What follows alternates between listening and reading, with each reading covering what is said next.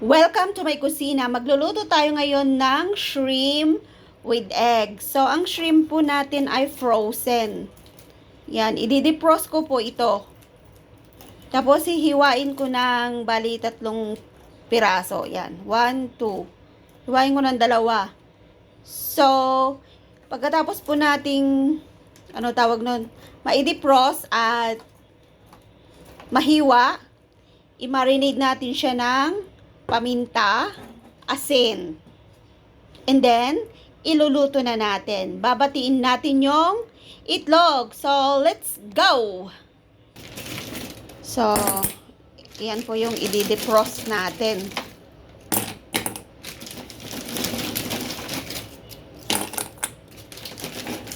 Yan. Okay na siguro to. Marami na to.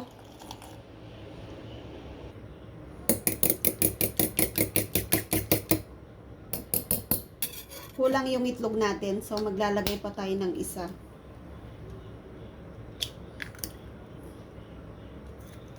Yan. So, umamit ako ng 4. Kasi 4 kaming kakain.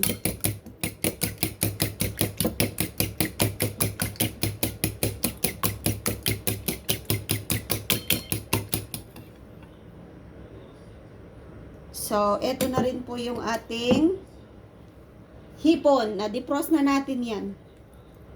Yan. Lalagay tayo ng paminta.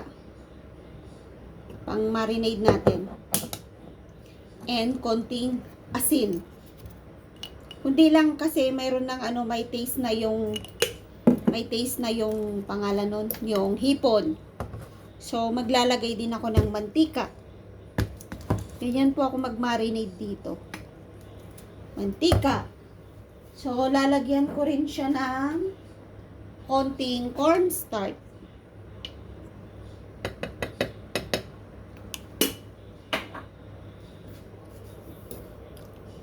Yan, haluin na natin at magluluto na tayo ng hipon at saka tawag niyan, hipon at saka itlog. Yan, 4 kaming kakain. So, kasya na to. Yan.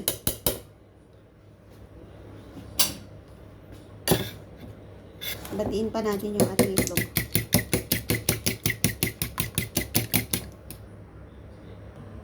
So, on natin yung ating kalan.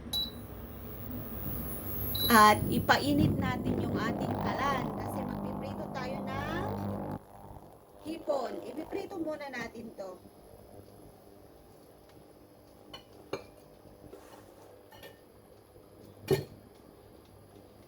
Maglalagay tayo ng mantika.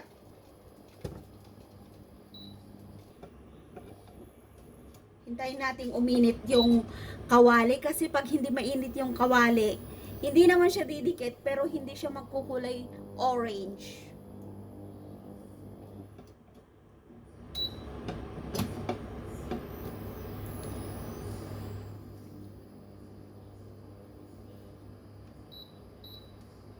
Kailangan mainit na mainit na mainit yung ating pangalan nito, ang ating kawali.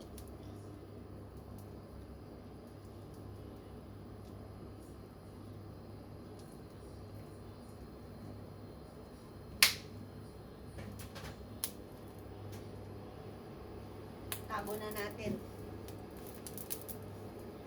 Simpleng luto lang yung yung hipon at saka itlog. Madali lang siyang lutuin.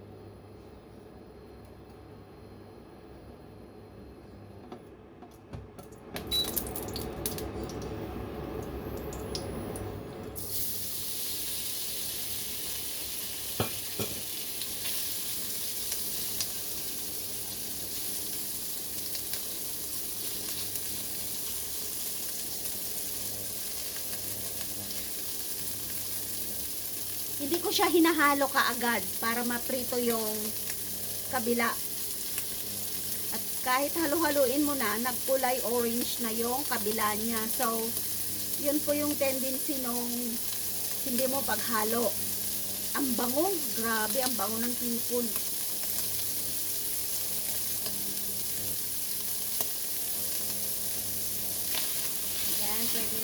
haluin.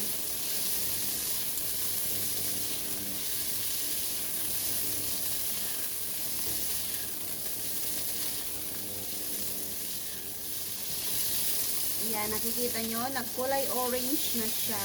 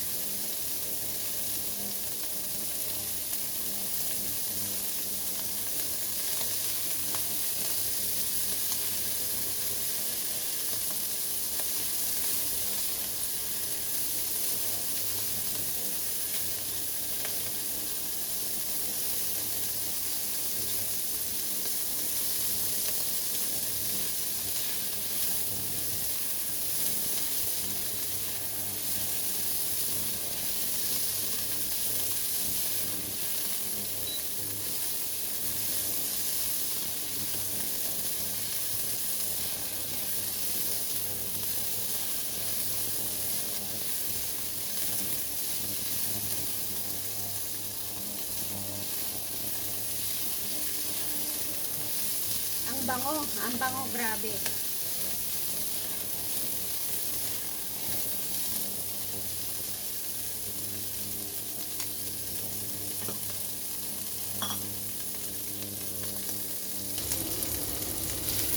Yan.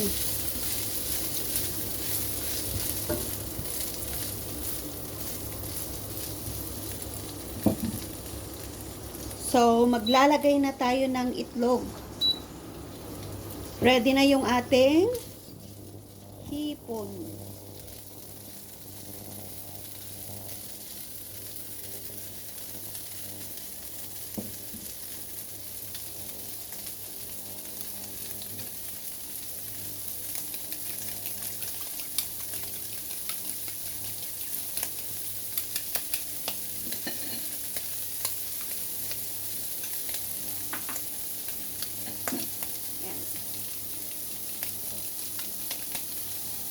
Madali lang po siyang lutuin.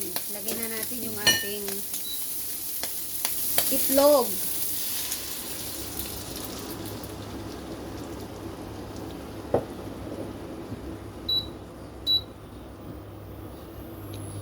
So, hayaan muna natin para yung pinakailalim niya maluto. Tsaka natin haluin. Haluin ng haluin. So, ganyan po ako magluto dito. Sana po nag-i-enjoy kayo sa ibinabahagi kong pagluluto dito sa Hong Kong. Kung gusto nyo pong mag-abroad, manood po kayo sa aking YouTube at saka sa Facebook kasi nandyan yung mga technique ko paano lutuin yung mga pagkain dito. Syempre ito, scramble egg.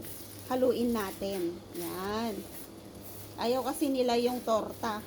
Yung buo.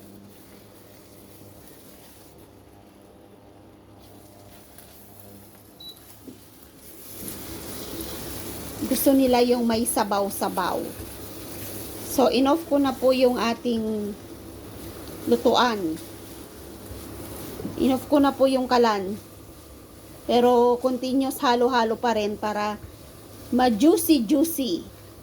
Yan, gusto kasi nila yung may juicy-juicy yung itlog. Yan. Perfect.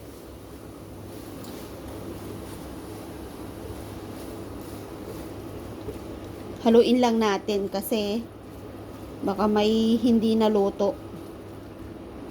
Pero gusto talaga nila yung juicy yung kanyang itlog. So, ngayon ay magsasandok na tayo.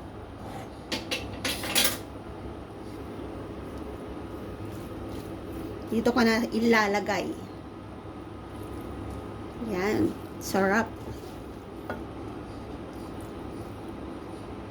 Sarap ng ating hipon at saka itlog. Yan. Sana po nag-i-enjoy kayo sa ibinahagi kong cooking tips sa Hong Kong. Yan. Sarap. So, kain na po tayo. Ito na po yung naluto kong hipon with itlog. Siyempre, yung hipon, minarinade natin para magiging malasa at masarap. Simpleng-simple lang po yung pagluto ng hipon dahil naka-ready frozen na po yan. Hindi mo na yan babalatan. Bilhin mo na lang yan sa frozen store. So, sana po nag-enjoy kayo sa ibinahagi kong pagluluto dito sa aming bahay. Kung gusto mo pong mag-abroad, nood ka lang sa aking mga ina-upload dyan. Magkakaroon ka po ng tips paano lutuin yung mga pagkain nila. Simpleng-simple lang po. Tulad ng niluto ko ngayon na hipon at saka itlog. Yan, sana po nag-enjoy ka. Thank you for watching my YouTube channel. Please subscribe, Lynn Jigo Vlogs, and don't forget to ring the bell for more videos. Maraming salamat po sa inyong lahat. Yan, tutukan ko lang yan. Sarap. Diba, ang sarap? Marami po akong niluluto ditong pagkain. So, free po akong mag-video at kumuha ng mga ganitong cooking tips. Sana po nag-i-enjoy kayo at marami pa po akong i-upload. Kung sinisipag po akong mag-upload, ayan, nagbibideo po ako. Pero pag tinatamad po ako, naku, wala po kayong maaabangan kasi kung minsan talagang tinotopak din ako, sinusumpong din ako ng katamaran. Oo. Mas gusto ko pang mag-enjoy na nagluluto, tumitikim, kumakain. Pero ngayon po, may time po akong magdaldal. So, shinare ko na rin po yung aking luto dito. So, marami po tayong niluto today. Ito yung isang niluto ko. At saka yung isa ay yung giniling na karne. Asa na ba? Dali lang, hay, papakita ko yung aking giniling.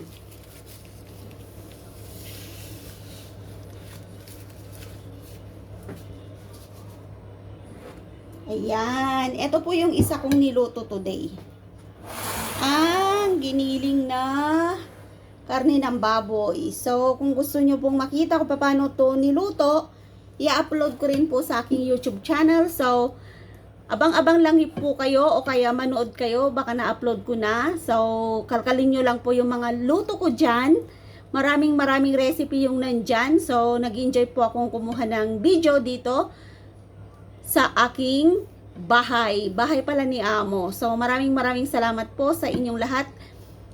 Don't forget to like, share, and subscribe. Lynn Jigo Vlogs. Bye-bye!